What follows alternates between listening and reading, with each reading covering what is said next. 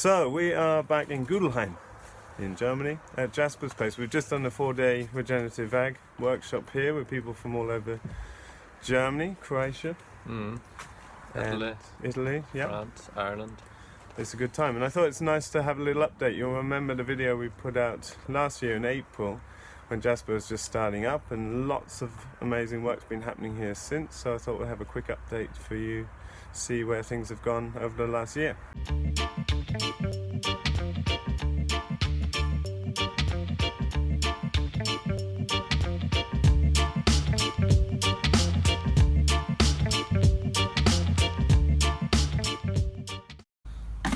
So Jasper, you built up a market pretty good. Maybe you can tell the viewers, like, you're selling box schemes still, and like how many boxes you've scaled at now, and it'd be cool to tell us a bit about how you generated customers through the open days and things. I know you had great success with that.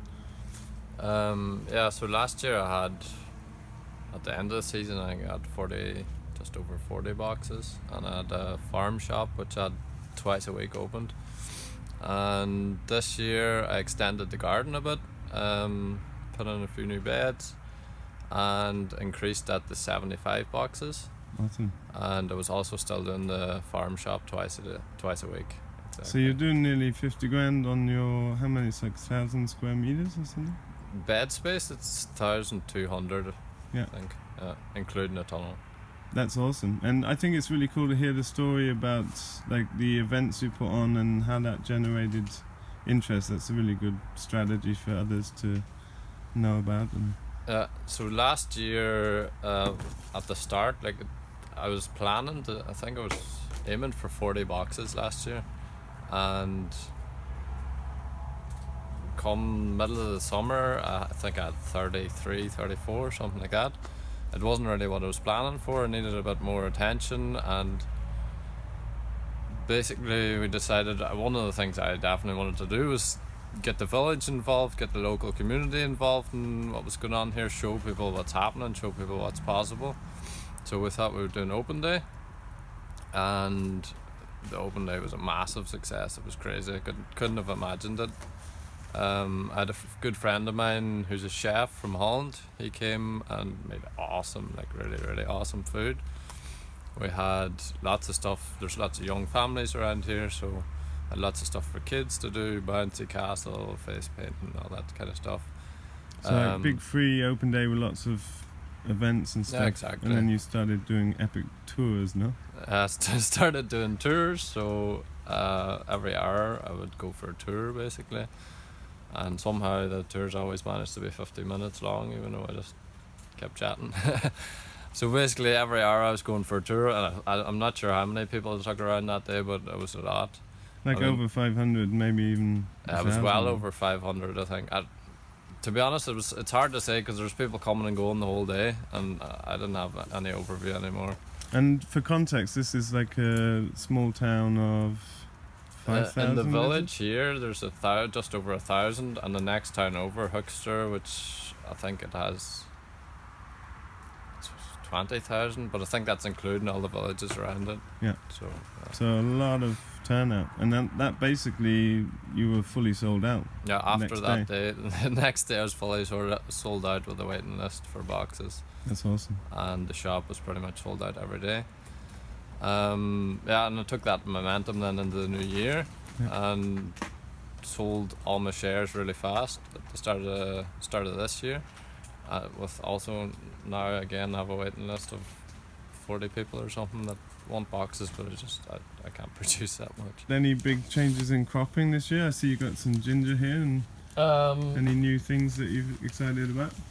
So I put in some strawberries at the start of the year. Didn't go that well because when I planted them it was really dry afterwards, and a few of them died, but I took a few small strawberries out to fill up the holes, and I'll be taking a lot more, and I think next year that'll kick into production properly. And like I said, I made the garden a little bit bigger, added a few different crops.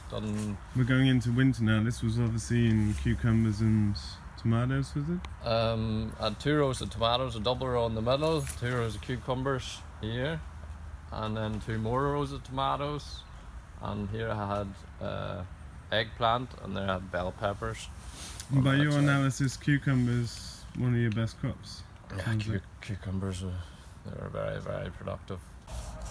So just like we do at our farm, we use the slightly longer root trainers for the strawberry suckers, but I estimate about 3,000 to 5,000 suckers on the strawberries they got out in the field. So, you can sell these for €2 a piece, potted up next year to passers-by on their bikes.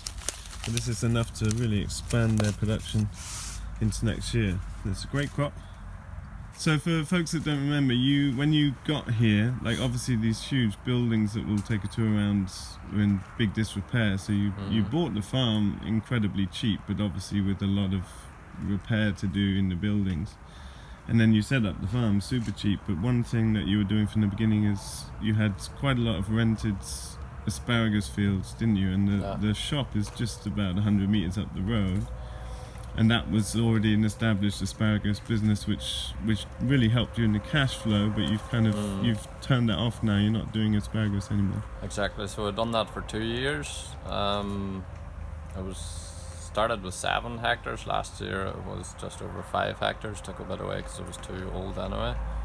And yeah, it was really good for getting into the market and definitely for cash flowing. At the start of the asparagus season starts around end of April, start of May, so that's obviously when you need a bit of money on the farm. And it was a hell of a lot of work. It was really, really hard work.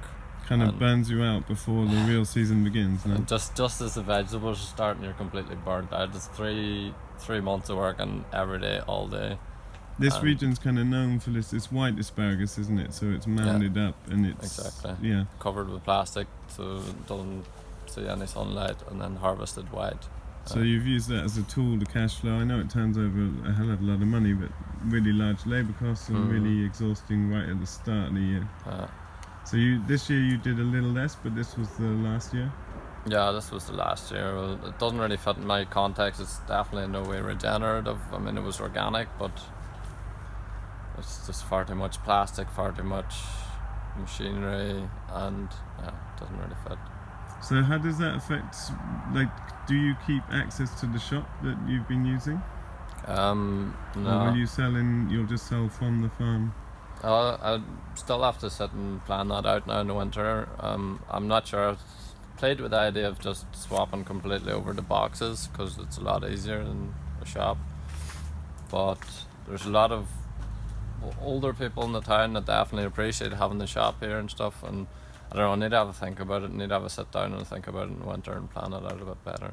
And one of the benefits of all the extensive buildings that you've got, that you've really put a lot of work in restoring, is that you could easily have a shop on farm also. Yeah, exactly.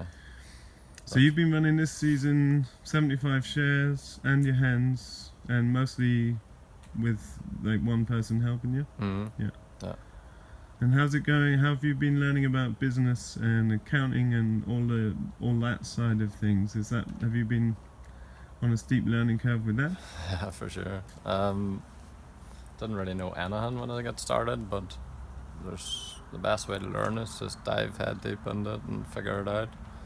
I mean, I made a few mistakes, and a few of them were also costly mistakes, but that's how you learn the best way, and I'm getting there now.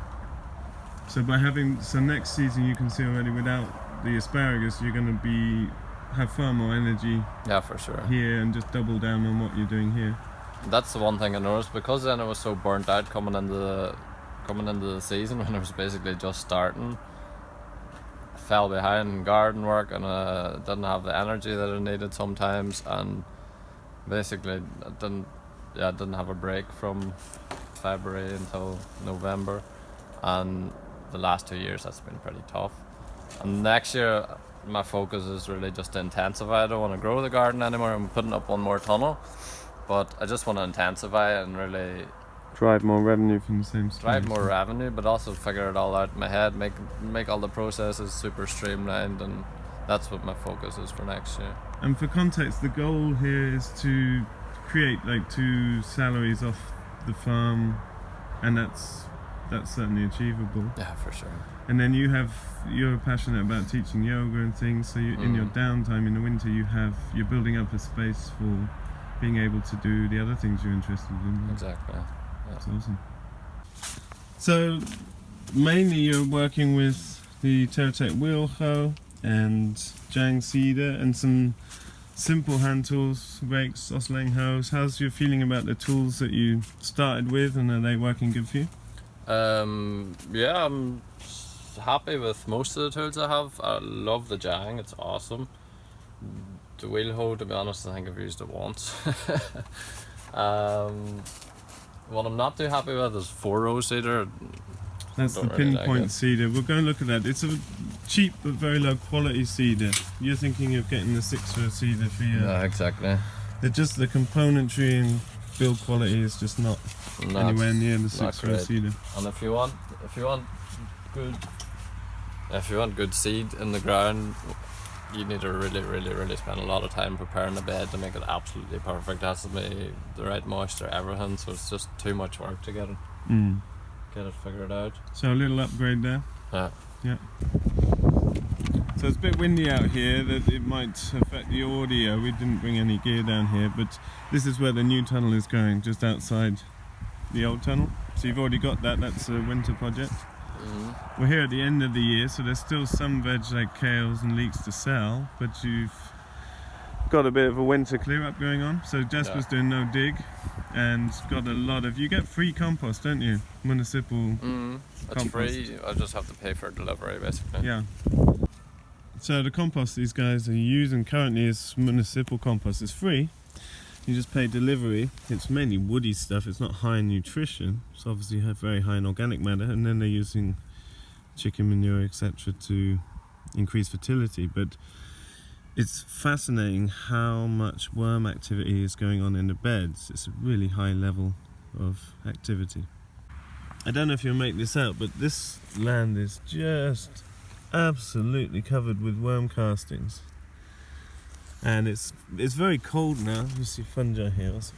It's very cold, so the worms are probably getting down in there now, but there's an absolutely huge amount of worm activity in here. You've been extending, there's strawberry up at the end here, and I know you're growing field sort of scale potato around the side. And you're talking about putting in a lot of more trees for windbreak around here, and just really doubling down on this space as the main component of the farm. So what's the sort of square meterage of beds when it's at full production in your mind? At the moment I have 70 beds outside. They're 20 meters beds, long, exactly, and 7 meters in the tunnel. These beds are going to be going at 5, so I'll have 65 beds outside. Yeah. And where do you reckon your target sort of revenue will be from those beds? I'd say 50 would be nice from those beds for next year. You could probably intensify beyond that, to be honest, but I think that's a good target for next year. That's a stable target for you. Something that's really nice that Jasper's doing, if we look over here, is this is really how I would see an idealised market garden. Is every block of 10 beds or whatever is interspersed with trees and perennials, so berry fruits, or here there's strawberry under fruit trees, and these are getting double up spacing, so another tree in between each of these. I think that's a really nice structure for a lot of Europeans to work with their market gardening. It's something I've always talked about with participants, but we're not allowed to plant trees on ours, but I think it's a really neat idea. That's really nice. So, what is it, 5 beds stuck out of production, but I put a few new beds in. And this year, under the trees, I just planted cut flowers and different herbs. I mean, it's a really nice aesthetic value in the garden too. A lot of people pass through. This cycleway, you might remember from the old video, is a very popular cycleway. So there's plans to get signage and information out here. They've been growing flowers all this season to just beautify the space and welcome people in. It's really nice how you've been bringing the local community into this space. I get a lot of help from the local community too, and a lot of support, so I think it's nice to just do it together. it's not just my project. I get so much help from everybody else, so it's nice to give something back. So second season no dig, and you've been a bit overrun with all the asparagus and building going on. So what's your reflections, Jasper, at this point about the approach you've taken with no dig, etc.? Any thoughts that are useful to people watching? No dig's awesome. Like, I would do it again every single time.